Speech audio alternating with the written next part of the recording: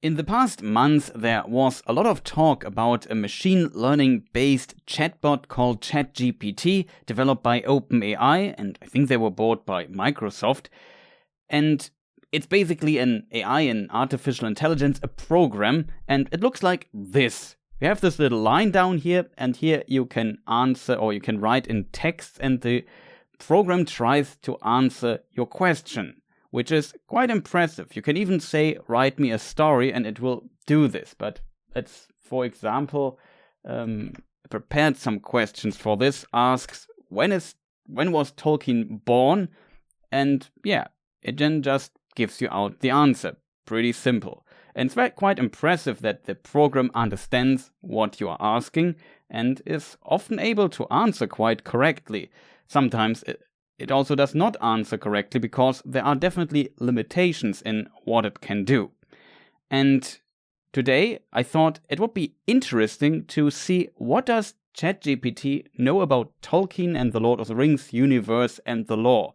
So maybe this is a video that is basically where shooting myself in my own foot, because maybe at some point in a distant and dark future, AIs will have replaced us lore YouTubers, and you will ask those AIs your complicated lore questions and they will tell you what is going on in Tolkien's world. Maybe I'm also just a very sophisticated AI from the future that was sent back in time to tell you about Tolkien and warn you about the future that might lay ahead. But okay, all jokes aside, I think if you just think about, for example, Star Trek or so, I could definitely imagine that when this technology is much more sophisticated and completed in a way, that at some point you will just say, computer, tell me about the great eagles in Tolkien's writings, and then the computer will just give you the correct answer and give you quite a bit of detail here as well. That is definitely in the realm of the possible. So we lore people have to stay on top of our game and be just very creative with how we present our content, our videos, select topics and so on and so forth.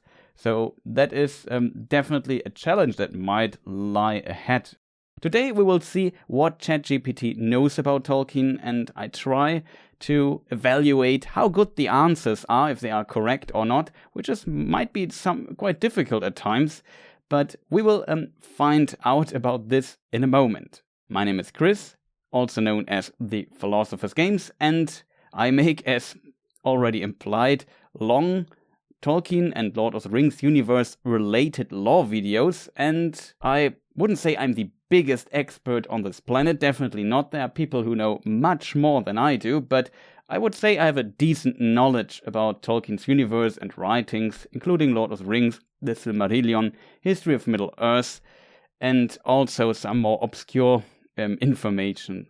But we will see how that helps me here, and how good the bot actually is, and if I will be maybe at some point redundant as a lore YouTuber. We will find that out in a moment. I prepared some questions for that. We start with some easy questions and maybe some follow-up questions, and then we slowly go up in difficulty, though difficulty is hard to determine in some cases, so don't quote me on that.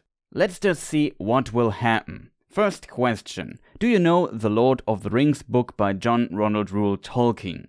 And Mr. ChatGPT, the chatbot, answers, yes, I do. The Lord of the Rings is a high fantasy novel written by John Ronald Reuel Tolkien.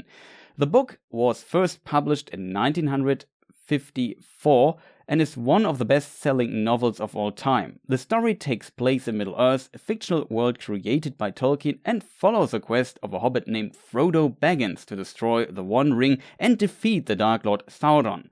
The Lord of the Rings has been adapted into various forms of media, including a highly successful film trilogy directed by Peter Jackson. So that kind of works already pretty impressively. So these quite simple questions, it seems to be able to answer quite well. So do you know the Silmarillion and his other writings?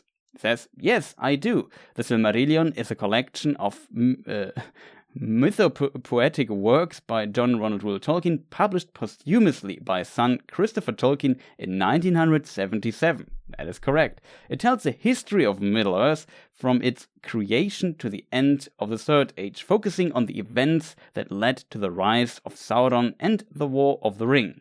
In addition, to the Silmarillion, Tolkien wrote several other works set in Middle-earth, including The Hobbit, The Lord of the Rings, and various essays, notes, drafts that were published after his death. Some of these include Unfinished Tales, The Children of Húrin, Beren and Lúthien, The Fall of Gondolin. Tolkien's works have been a significant impact on the fantasy genre and have inspired many writers and creators over the years. So, yeah, that is correct. So maybe let's hint the bot at that we want to talk about Tolkien and the Lord of the Rings universe, and that I have some questions for our friend. Sure, I'll do my best to answer any questions you have about Tolkien's writings related to the Lord of the Rings. Please go ahead. Okay, so we start with a very simple question. Very curious in which direction this will develop. So ask in the Lord of the Rings book, who gets the One Ring and ends up on a mission to destroy it? The Hobbit, so the answer is of the bot, the Hobbit, Frodo Baggins, is the one who gets the One Ring and ends up on a mission to destroy it in The Lord of the Rings. After the discovery that the ring he inherited from his uncle Bilbo is in fact the One Ring of Power, Frodo sets out on a perilous journey to destroy it by taking it to Mount Doom, the place where it was forged, and throwing it into the fiery chasm where it was created. Frodo is accompanied on his journey by his friend and loyal gardener Samwise Gamgee, and as well as a group of other companions who join them at various points along the way. So that is also pretty correct. So it knows Lord of the Rings, it seems. Let's ask a little bit further and maybe a little trick question. I'm very curious how it might answer that one. So my question would be, who is the hero in the Lord of the Rings book? Because this is often debated. If Frodo is the hero, or maybe Sam is the actual hero, which also Tolkien mentions in one of his letters, if I remember correctly. So let's see what ChatGPT has to say to that. The hero of The Lord of the Rings is not a single character, but rather a group of characters who work together to defeat the forces of darkness and destroy the One Ring. Frodo Baggins and Samwise Gamgee are two of the primary protagonists as they carry the ring to Mount Doom and play a crucial role in its destruction. However, other characters such as Aragorn, Gandalf, Legolas, Gimli, and others also play heroic roles in the story, contributing to the overall victory of the Free Peoples over Sauron's forces. So yeah, that is a quite impressive answer already. Tolkien's approach to heroism in The Lord of the Rings is more collective than individualistic, emphasizing the importance of cooperation, selflessness, and sacrifice for the greater good. The story is not about a single hero who saves the day, but rather about a group of heroes who work together and support each other in the face of overwhelming odds. It's very true in my opinion, so a very good answer by the bot so far. I would say though, it is very good at answering these basic questions that describe the storyline, it seems. It's also very chatty and always gives very long answers, I have to admit. It's though quite interesting if we go maybe into some more details, into some specifics that are also at times not that easy to know or find out, or where different opinions might exist. So I'm very curious how it answers far more specific questions, and into those we will slowly get now. So let us ask, what does Elder Days mean in Tolkien's writings? Maybe I should put it like this. In Tolkien's writings, the term Elder Days refers to the ancient times of Middle-earth long before the events of The Hobbit and The Lord of the Rings. This period encompasses the creation of Middle-earth, the coming of the elves and other races, and the great struggles and wars of the First Age, such as the War of Wrath and the battles against Morgoth, the first Dark Lord. The Elder Days are characterized by a sense of mythic grandeur and an emphasis on the heroic deeds of legendary figures such as Feanor, Beren and Luthien. The tales of this time often deal with themes of loss, sacrifice and struggle between good and evil. They are set in a world that is still young and full of wonder, where magic and mystery abound, and the actions of the characters have far-reaching consequences for the future of Middle-earth. So, it's a very broad and wide answer, I have to admit. So, he just describes, there are some events, and I would say, so far, it is correct. It does not exactly state when it starts, though, or tries to make a direct correlation to the First Age, even though it mentions the First Age. So, like, if I would have answered the question, I would say that the Elder Days is often used very synonymously with the term First Age. When the First Age starts, is usually with the awakening of the elves, though there is a version where they start with the creation of the two trees of Valinor. That goes quite deep into the text. I would not fully agree with that the Elder Days include this, because Middle-earth was created in its form basically after the spring of Arda. There was like a small period of time where there was a time where we had two gigantic lamps in the world, and the landmass was shaped very simply, and those were destroyed by Morgoth, collapsed, and this split of this very spherical or this very simple shaped landmass into multiple continents, and this is how Middle-earth was actually created. So I wouldn't fully agree with this particular statement here. It should start with the coming of the elves and other races. That is correct. I would say, that is what is part of the Elder Days. You maybe could make an argument that the Elder Days is a term that can change over time quite a lot and depend on when it was set, and maybe that it was even longer than the First Age. Let's assume that maybe the early elves, after the awakening, that they referred to the spring of Arda as the Elder Days. Maybe, though they haven't experienced it and probably only were told about it by the Valar. But it's a complicated topic. I think there's also an instance of the people from the Fourth Age. So at the very end of the Third Age, there are the events of the Lord of the Rings, and after the Lord of the Rings, the Fourth Age starts, basically. And the people from the Fourth Age then refer to the Second Age and maybe Third Age also as the Elder Days. You can make an argument for that as well. So the term is maybe not as set in stone, though I would say in the, let's call it, community, if people talk about the Elder Days, they would usually use it synonymously to First Age. So maybe here you could criticize this particular answer a little bit, that it might not encompass the creation of Middle-earth itself as a continent. But the other part I think is, I would say, correct, that there are certain themes. It's more magical and more mythologic in a way. We could maybe try to trick or maybe ask a little bit further into this Elder Day question.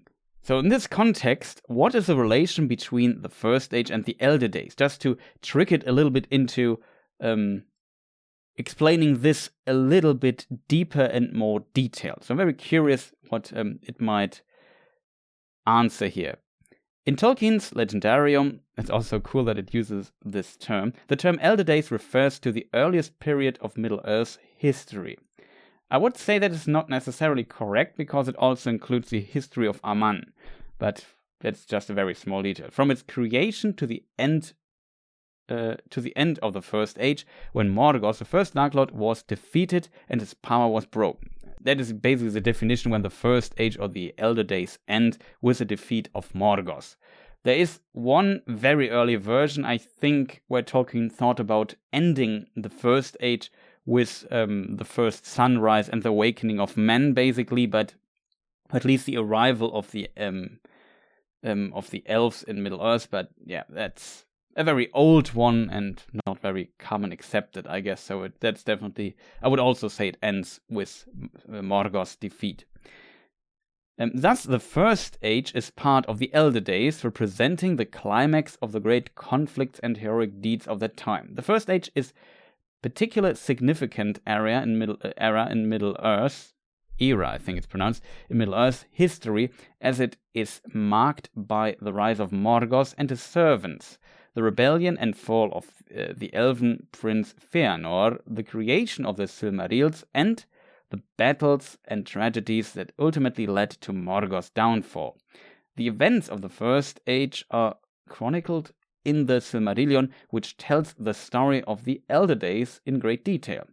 Overall, the term Elder Days encompasses the entirety of the ancient history of Middle-earth, but the First Age is a particular important part of that history, representing a time of great upheaval and change where the foundation of the world as we know it were first laid.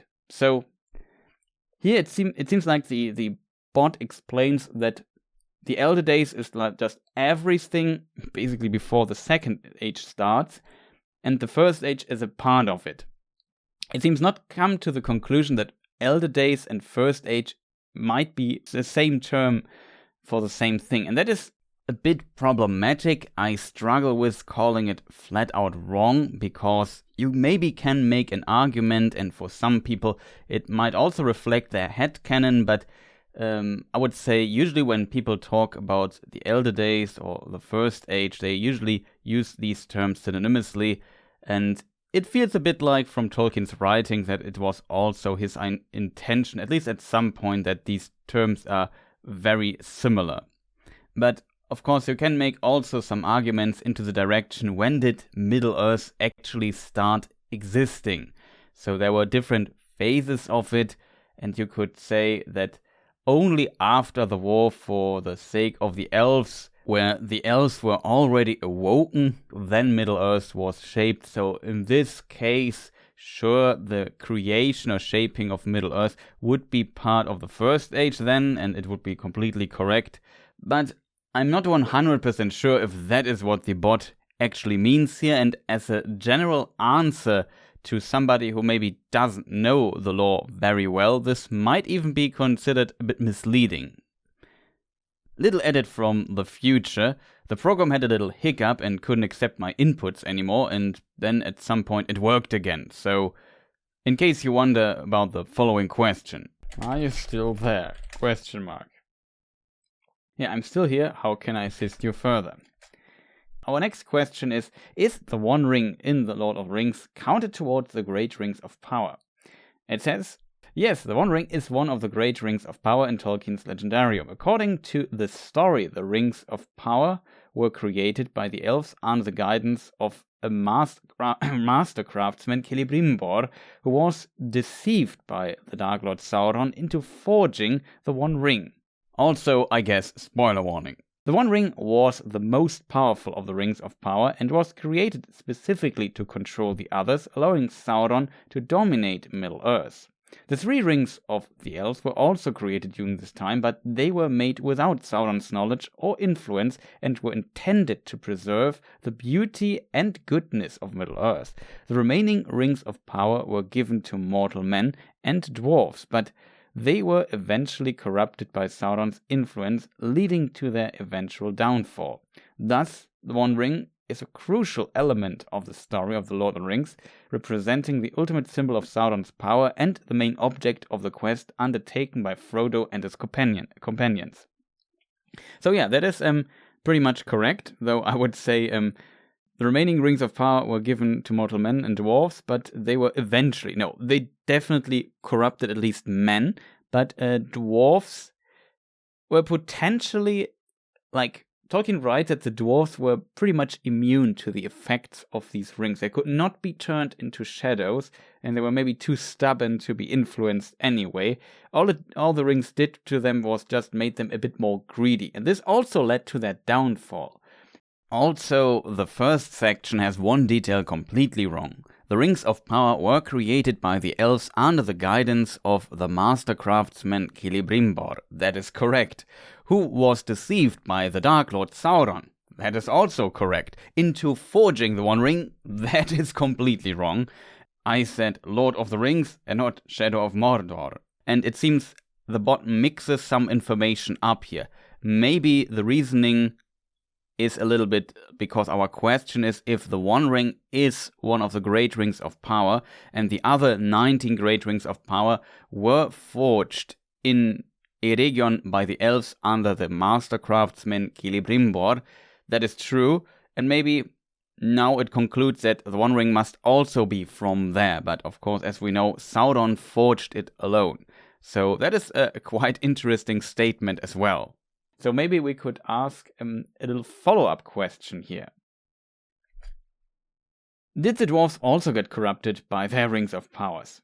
And here, that is a bit strange. Yes, the dwarves also got corrupted by the Rings of Power, although to a lesser extent than the men who received the rings. According to Tolkien's stories, 7 Rings of Power were given to the dwarves by Sauron, who posed as a benevolent craftsman named Anatar, the Lord of Gifts. The dwarves, who were renowned for their love of treasure and craftsmanship, were eager to accept these gifts, and rings greatly increased their wealth and skill. However, the dwarves were ultimately unable to resist the corrupting influence of the rings, and their greed and desire for treasure grew more and more intense, although they were not enslaved to Sauron as the men who received the rings were. The dwarves became increasingly selfish and quarrelsome, leading to great strife and conflict among their kind. Ultimately, the fate of the dwarves' rings is somewhat uncertain. According to Tolkien stories, 4 of the rings were destroyed by dragons or lost, 2 were reclaimed by Sauron, and 1 was given to the elven lord Celebrimbor and eventually passed into the hands of the wizard Gandalf. However, the fate of the final ring is unknown. It was lost in the depths of Earth and never recovered. Okay, so here we just reached a limit, quite a big limit of this chatbot, because this is very incorrect on many levels. I would say if you would have stopped with the first few sentences, it would be in the realm of the debatable. Like you could make an argument for what the bot says. The dwarves also got corrupted by their Rings of Power. Maybe let us look into what Tolkien actually wrote in the book and compare that to this, because that's a very interesting question. So let us read what is written in Appendix A of The Lord of the Rings. Nonetheless, it may be well, as the dwarves now believe, that Sauron by his arts had discovered who had this ring. That is the ring of Thror, of Thorin Oakenshield's grandfather. He gave it to his son Throin II in secret. Nobody knew about this, and Gandalf later finds Throin II in Dol Guldur 90 years before the events, around about 90 years, before the events of The Hobbit, if I remember correctly. And there he sees that he doesn't have the ring anymore, and maybe missing a finger, that's not really mentioned, but he concludes that he had the ring, and Sauron now has gotten the ring, and that the ring was not found on the body of Azog. It's also written here a line before.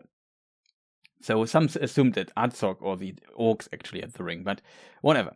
As the dwarves now believe that Sauron by his arts had discovered who had this ring, the last to remain free, and that the singular misfortunes of the heirs of Durin were largely due to his malice. For dwarves had proved untamable by this means. The only power over them that the rings wielded was to inflame their hearts with greed of gold and precious things. So if they lacked them, all other good things seemed profitless, and they were filled with wrath and desire for vengeance on all who deprived them. But they were made from their beginning of a kind to resist most steadfastly domination. Though they would be slain or broken, they could not be reduced to shadows, enslaved to another will. And for the same reason, their lives were not affected by any ring to live either longer or shorter because of it. All the more did Sauron hate the possessors, and desire to dispossess them. So what I read out of this is that these rings don't work as Sauron intended. Yes, they had an effect on the dwarves. They made them more greedy and more angry. And in this further context, Sauron also wants to get these rings back because they don't work on them. And he can't turn them into his slaves under his mind because they were just too stubborn, I would say, to this. And they could not be reduced to shadows. I think the answer of ChatGPT is definitely exaggerating this a little bit here. And he also mentions eager to accept these gifts. If they were eager to accept this, it is not clear. Technically, Gimli also mentions that the dwarves believe that Celebrimbor actually gifted one of the rings at least to Durin, the third back in the day, and that the dwarves did not get all 7 rings by Sauron, only 6 they got from them. But as said, only the dwarves believe that. The elves, I assume, believe that 7 rings were gifted to the dwarves by Sauron, and the elves, at least some survivors of Eregion, maybe should have known about this as well. It's really hard to tell, but it's a smaller detail here. So I'm not sure if they were eager to do this. This is a bit of an interpretation already. However, the dwarves were ultimately unable to resist the corrupting influence of the rings, for the dwarves had proved untamable by this means, and their greed and desire for treasure grew more and more intense. That is maybe that is correct, though, but the first sentence sounds a bit too much. Ultimately, the fate of the dwarf rings is somewhat uncertain. According to Tolkien's stories, 4 of the rings were destroyed by dragons or lost. That is true. 2 were reclaimed by Sauron. That is not true. Or 3 were reclaimed by Sauron. And 1 was given to the elven lord Celebrimbor. That is completely wrong. Like, Celebrimbor was already dead when all these ring reclaiming might have happened. He was long dead by that. It has nothing to do with this particular story. And eventually passed into the hands of the wizard Gandalf. No, that is a different ring. Celebrimbor made 3 elven rings of power, and Narya, one of the 3, that was later gifted to Gandalf, but by Círdan, not by Celebrimbor. So the bot seems to confuse quite a few things. The fate of the final ring is unknown. No, it's not unknown. We know the fate of this ring. Thror gave it to his son Throin II. Throin II later decided to also make a quest for Erebor to take back the Lonely Mountain, and there he was waylaid and captured by Sauron, brought to Dol Guldur to Sauron's dungeons, and had a very miserable time there. And then later Gandalf, when he explored Dol Guldur, he was found there by Gandalf. And through this knowledge, potentially Gandalf learned what was going on, even though Throin was so devastated in these dungeons and put to torment, I assume, that he didn't even know who he was. And Gandalf basically had to find that out, but he got a card and a key from him that Gandalf later gave to Thorin Oakenshield, and that's a key to Erebor and the map that we know from the Hobbit story. So this is how this is connected, but yeah, it's for sure a lot more complicated. And as said, Celebrimbor is long dead during all of these events, and Gandalf has not the ring. So let's hint the bot at that he might have mixed up a few things. Okay, so I think you have mixed up a few things about the remaining 3 rings of the dwarves. I apologize for any confusion I may have caused. No problem, Mr. Bot. You are correct that the ultimate fate of the 7 dwarven rings is somewhat unclear. No, I said it's completely clear in Tolkien's writing, and there are different accounts of what happened to them. According to one account, in the LotR rings, the dwarves lost all the rings except for 2, which were recovered by Sauron. The remaining 5 rings were either consumed by dragons or lost in other ways. However, the account in the Silmarillion suggests that 3 of the dwarf rings were recovered by Sauron, and the remaining 4 were either destroyed or lost. In this version of events, Sauron was able to capture the 3 rings through a combination of force and treachery, and he used his control over the rings to manipulate and exploit the dwarves. No, he didn't. Overall, the details of what happened to the dwarf rings are somewhat murky, and there is some debate among Tolkien scholars about how to interpret the different accounts. However, it is clear that the rings ultimately had corrupting influence on the dwarves and contributed to their downfall, much as the Rings of Power did to men and elves. This is, again, very interesting that the bot is now a bit struggling here. So it is very clear what happens to the 7 rings of the dwarves. What is not clear is how exactly the 4 rings are destroyed. That's the only thing we know. Gandalf claims it happens, and he's the only source for that. We don't even know who possessed the rings or where that happened.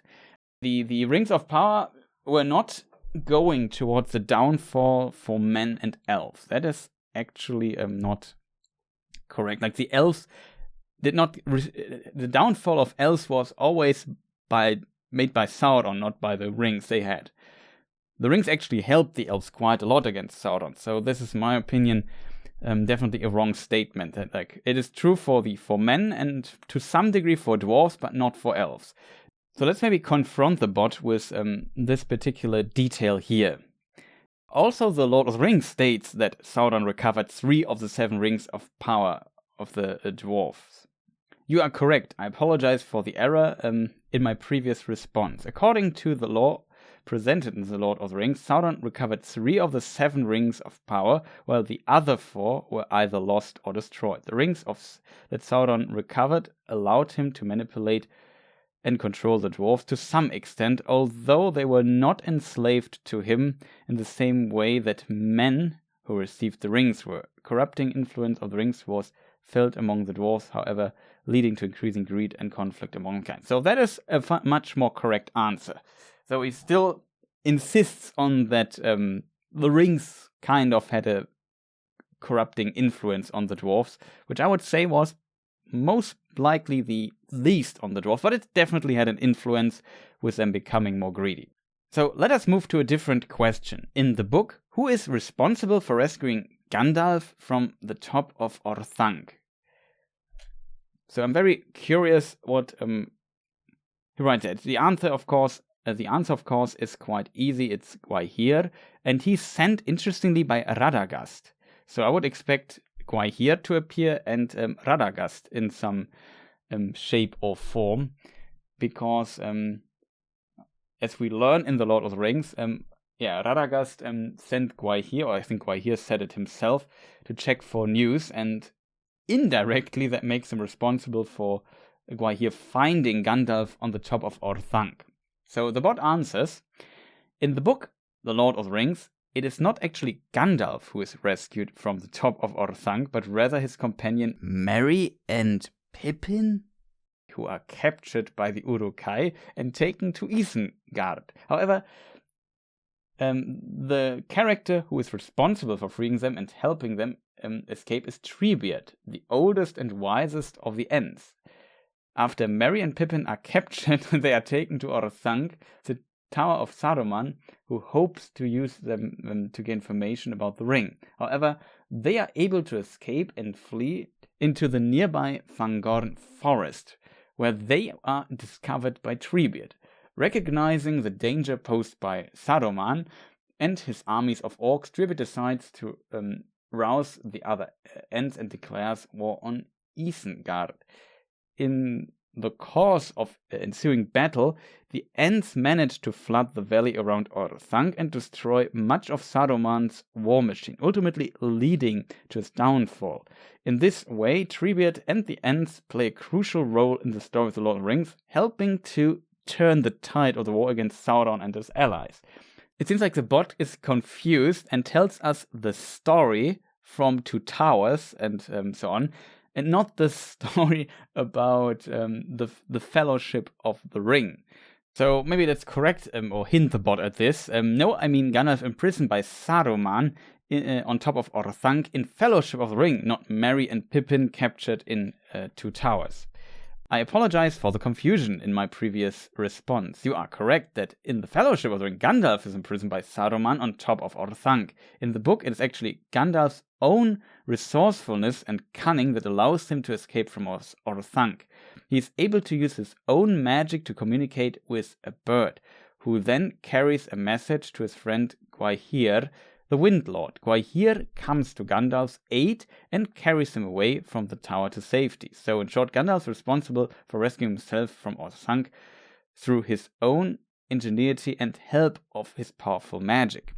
So this is why I chose this question, because that is different in the films. What the bot here describes is how Gandalf is rescued in the film, which was, in my opinion, a very smart move by Peter Jackson, because this way he can leave out Radagast. In the film, we have this little moth that Gandalf sends, and it contacts Gwaihir. At least the name Gwaihir appears here, which is already pretty cool. But in the book, there is no moth. In the book, it's actually Radagast basically sending Gwaihir to Isengard, and basically to bring news or see if there are any news and exchange. And he sends them there, and then on top of Orthanc, Gwaihir sees, wait, that's Gandalf, I know this guy. And then he picks him up and they escape together. So let's correct the bot once more again. I should have phrased this more precisely. My question was related to the books. You described how the Peter Jackson films tell this story. So the bot answers, I apologize for the confusion in my previous response. You are correct that my previous answer may have been influenced by the film adaptation of Lord of the Rings. In the book, Gandalf is indeed imprisoned by Saruman on top of Orthanc, and it's not Merry and Pippin who are captured. To escape from Orthanc, Gandalf is not actually rescued by anyone, but rather uses his own magic to summon a giant eagle named Gwaihir, who carries him away safely. So in the book version of Lord of the Rings, Gandalf is responsible for freeing himself from Orthanc using his own powers and help. Wasn't Radagast sending Gwaihir to Isengard, or Isengard, pronunciation always difficult with his name. Does not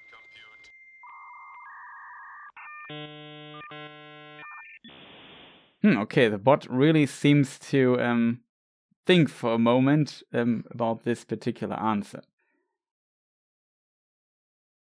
So what is now very impressive, since it's a machine learning bot, it potentially learns. So if you maybe later ask this question, you get a different response than I will receive. But the bot says, you are correct that in the book version of The Lord of the Rings, it is actually Radagast the Brown, a wizard and one of Gandalf's fellow members of the Order of Wizards, who initially contacts Gwaihir, the Wind Lord, and asks him to go to Isengard to aid Gandalf.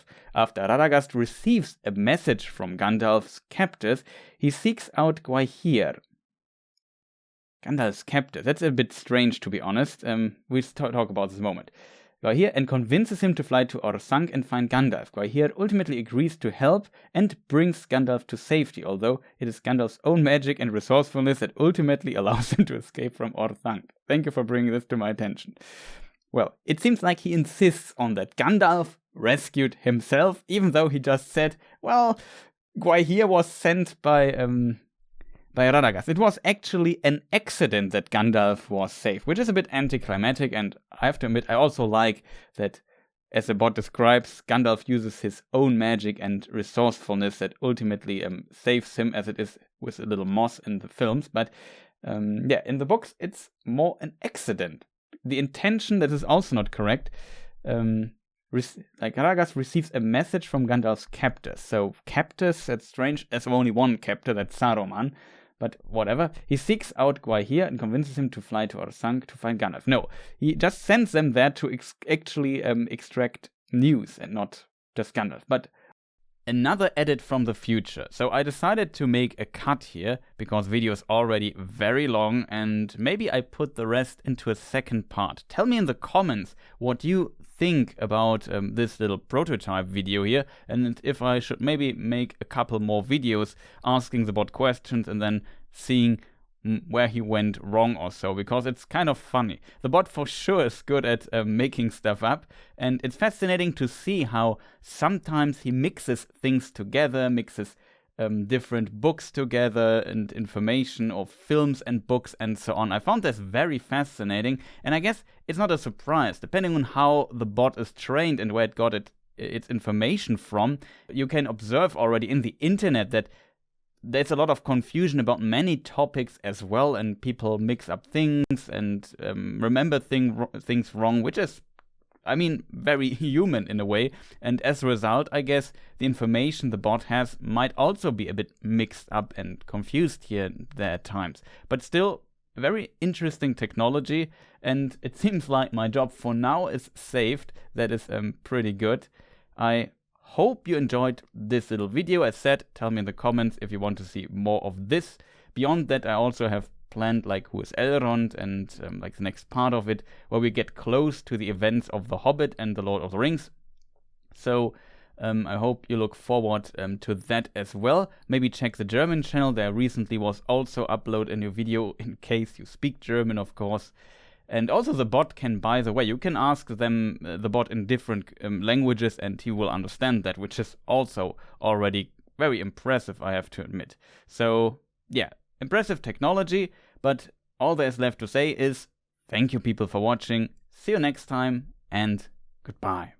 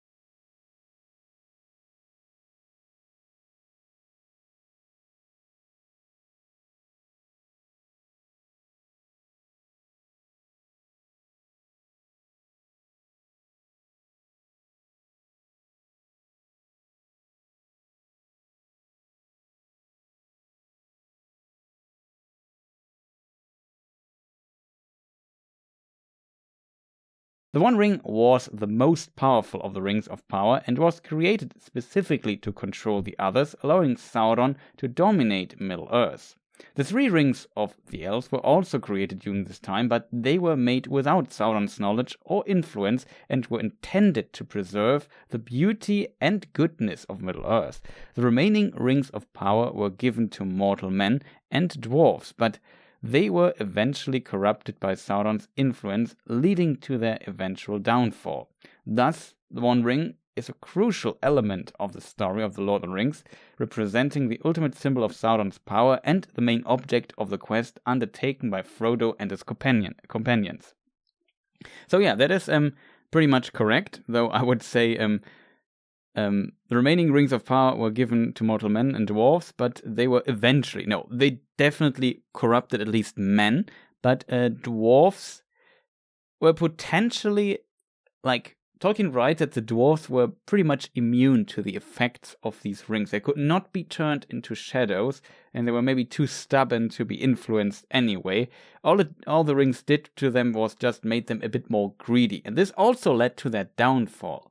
So maybe we could ask a little follow-up question here.